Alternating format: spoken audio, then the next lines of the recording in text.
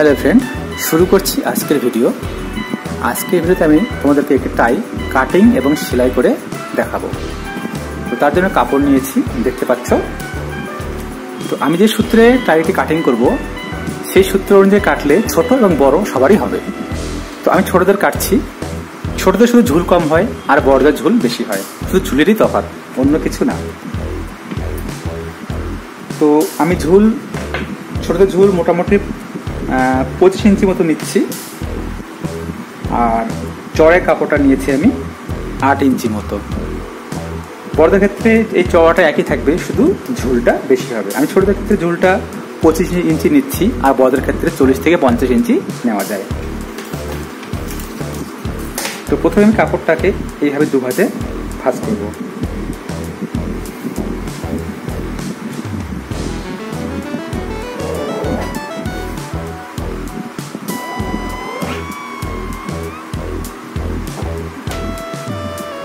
সমান করে দাগ করে দিচ্ছি।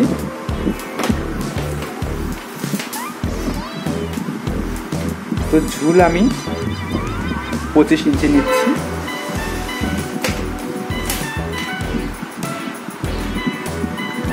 তাই অনেক রকম নিয়মে কাটা যায়, আমি সবথেকে সহজ যে নিয়মটা সেটাই দেখাচ্ছি। নার্সারি স্কুলে যাওয়া বাচ্চাদের ক্ষেত্রে তাই একটু আলাদা হয়, তো ওটা আমি আজকে দেখাচ্ছি না, অন্য কোনো দিন দেখাবো। তো আমার ঝুলের মাপ নেওয়া হয়ে গেল। চওড়া আমার 4 ইঞ্চি থাকলো। তো এবার কি করব, আমি কাপড়ে এক সাইড 2 ইঞ্চি দাগ করব, আর এক সাইড আমি 4 ইঞ্চি রাখবো। তো এবারে কি করব, শুধু এইভাবে এই 2 ইঞ্চি থেকে যে 4 ইঞ্চিটা আমার হলো, এইভাবে রাউন্ড করে একটু শেপ দিয়ে নেব, ঠিক এইভাবে। তারপরে এই নিচটা যেখানে 4 ইঞ্চি হলো আমার, এটা 4 ইঞ্চি, ঠিক এ পাশ থেকেও আমি 4 ইঞ্চিতে একটা দাগ কাটবো। তারপরে এইখান থেকে এইটা আমি কোনাকুনি করে মিলিয়ে দেব। আমার প্রায় ড্রয়িং করা হয়ে গিয়েছে। এবার এটাকে কেটে নিচ্ছি। তো কাটিংটা এটা ভালো করে মনে সহকারে দেখবে। আমি এই সাইডটা এইভাবে কেটে নিচ্ছি।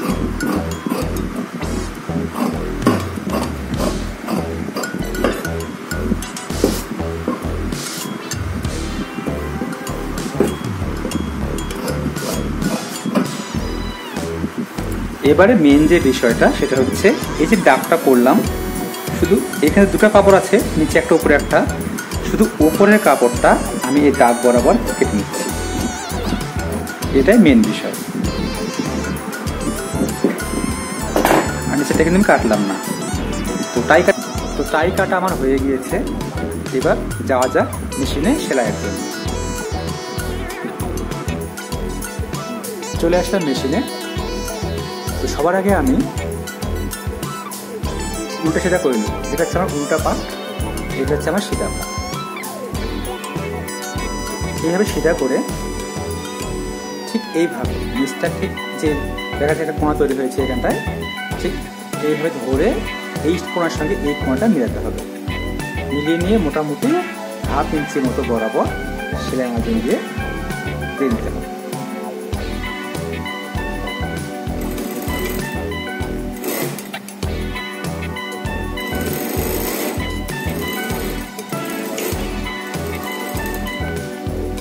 যদি মনে করো টায়ের আগাটা একটু সুচালো মতন করবে, তাহলে ঠিক এইভাবে 1/2 ইঞ্চি মতো মার্জিন রেখে সেলাই করবে।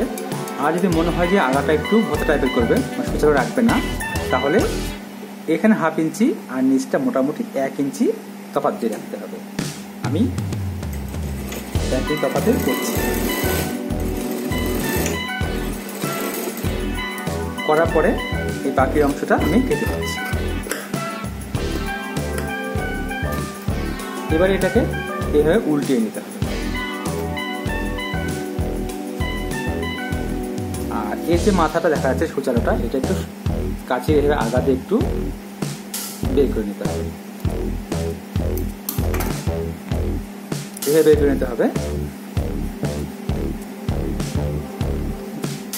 এ পাশে উল্টা পাশে আমি এইভাবে একটা এই সাইডটা সেলাই দিয়ে দিচ্ছি, মোটা 2 সুত মতো কাপড় সেলাই দিয়ে দিচ্ছি, ভাঁজ করে সেলাই দিয়ে দিচ্ছি। তারপর যেটা করব সেটা হচ্ছে এইখান থেকে এইভাবে উল্টে নিয়ে এই সিধা পাটটাতে এইভাবে উল্টে নিতে হবে, উল্টা পাটটা এদিকে মোটামুটি 1 আঙ্গুল, হাতের যে আমার একটা আঙ্গুল আছে মোটামুটি 1 আঙ্গুল সেলাই মার্জিন রাখবে।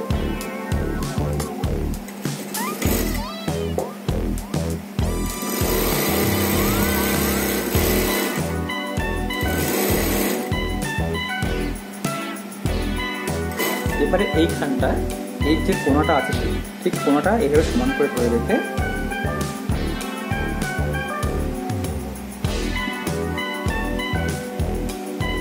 রেখে এই নিচটাতে এইভাবে সেলাই করতে হবে।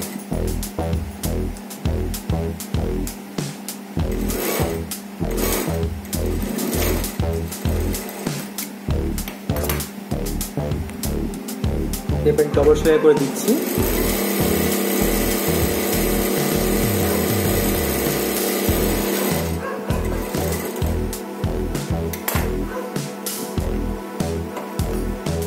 একটু সমান করে কেটে নিচ্ছি।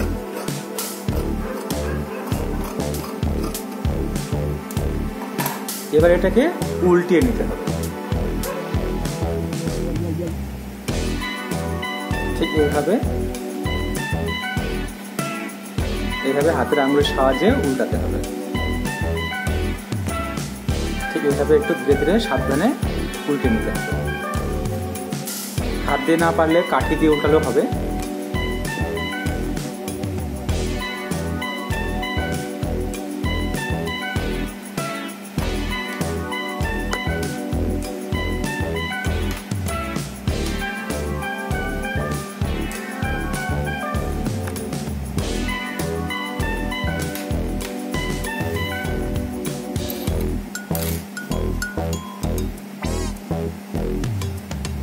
ঠিক এরকম দেখতে হবে। এবার এটাকে একটু আমি ইস্ত্রি করে নিচ্ছি, একটু ইস্ত্রি করে নিতে হবে। ইস্ত্রি করা হয়ে গেছে, দেখতে পাচ্ছ আমার টাই রেডি কমপ্লিট। আশা করি সবাই বুঝতে পেরেছ, আর বুঝতে না পারলে আমাকে কমেন্ট করবে, আর ভিডিও ভালো লাগলে অবশ্যই লাইক করবে। আজকের ভিডিও এ পর্যন্তই, আবার দেখা হবে পরের ভিডিও।